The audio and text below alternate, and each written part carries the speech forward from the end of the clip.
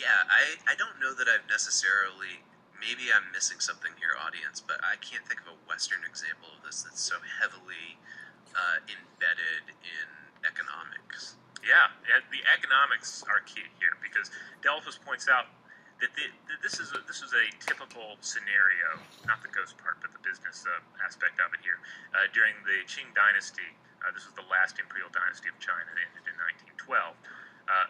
You would see Chinese-owned businesses in Mongolia, and it involved a China-based owner and a Chinese manager who owned a stake in the business and spent a large portion of his time on site in Mongolia seasonally. They would often take a Mongolian name, and despite a law against it, they might take a Mongolian wife and start a family there, even if they had a family back in China as well.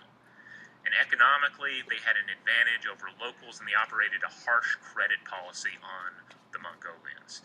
And when there were revolts against Qing occupation, they often took their anger out on these Chinese businesses and thieves that hit these businesses. They had a Robin Hood kind of charm among the locals. Okay, so I'm trying to understand this from our American Western perspective. It sounds like what some people refer to derisively here in America as a carpetbagger. So somebody who is not from a region moves to that region and then is like economically successful but doesn't give that money or in some cases political influence back to the community. They keep it for themselves or bring it back to their home. Yeah, the idea here is that even though this merchant, this overseer of the business, would have, to a certain extent, immersed themselves in the local culture, they were still seen by others as sort of the parasitic arm of Chinese interests. Okay. So we're left with this idea, this really just ultimately gross stereotype that Chinese people are so stingy, again, a stereotype brought on by economic policies of the time, that they came back as ghosts even if there had been no violent tragedy, which is generally the rule for Mongolian ghost traditions. It's also a general practice for an elderly Mongolian man to distribute his belongings among his children before he dies, though they might have a prized possession that serves as a quote-unquote refuge thing. Okay. That might need to be buried to avoid haunting. So you have like a Mongolian grandfather, he's tended to most of his estate, handed it off, getting ready for death. But say he had a favorite soup bowl that he used. Yeah. Well, that might be a thing. It has no real value particularly, but it's valuable enough to him that his ghost might haunt it. You have to deal with that. And the idea here is that they saw the Chinese as the kind of people that their soul would get caught up in virtually everything they owned, all their possessions, all their money. That they viewed them as that materialistic. And of course, you also have to think in all of this about like just cultural differences between the Mongolians and the Chinese. The Mongolians traditionally had a nomadic culture. They would move around. They would be able to pick up and go, whereas the Chinese culture was more set in one place. So, thinking back to M.R. James's rules, it seems like they're adhering to at least one of them in that there's like an antique object, right, that seems to be the like center point for the ghost. Yeah. And somebody discovering this object or touching it or whatever triggers the plot of the haunting. Yeah, but I think the Mongolian version here is that, yes, that's the way it should work in a traditional Mongolian ghost story, but they're saying that these Chinese merchants, they are so greedy that their ghost, it just gets caught up in every material thing that they own. Yeah. And every shred of their money.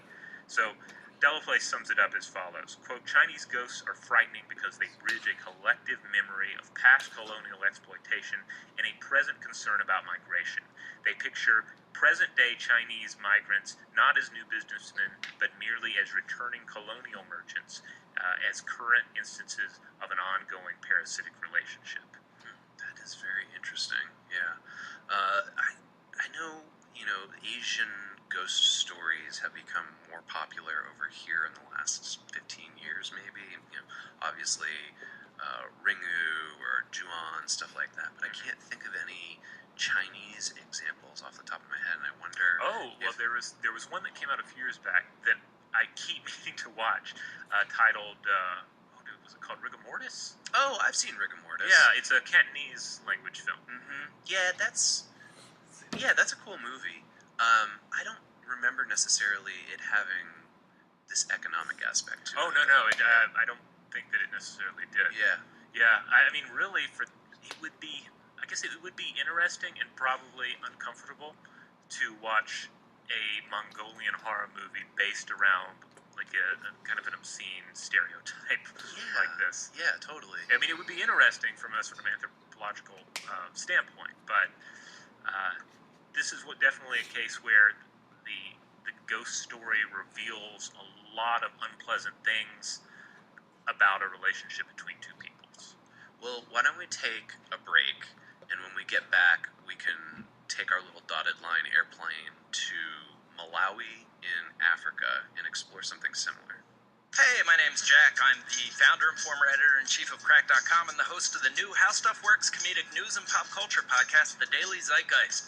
Our goal is to tell you about the ideas that are out there changing the world. We talk politics and news, but we also cover supermarket tabloids, which might seem stupid, but millions of people pass those every day, and they absorb the ideas on the cover whether they want to or not.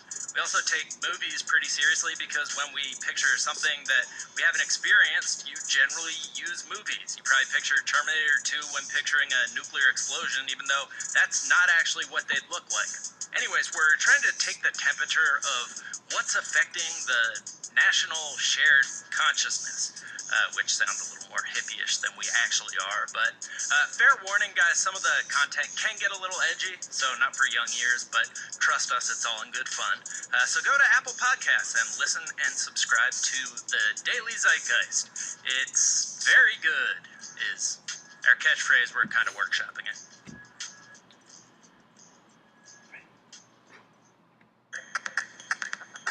All right, we're back. We've hit Europe and we've hit Asia. What's next? Africa. And I was excited because I anticipated that there was just going to be this like plethora of great African ghost stories available, right? And I had the hardest time finding anything. What's interesting is that despite Africa having a rich mythological folklore, as well as many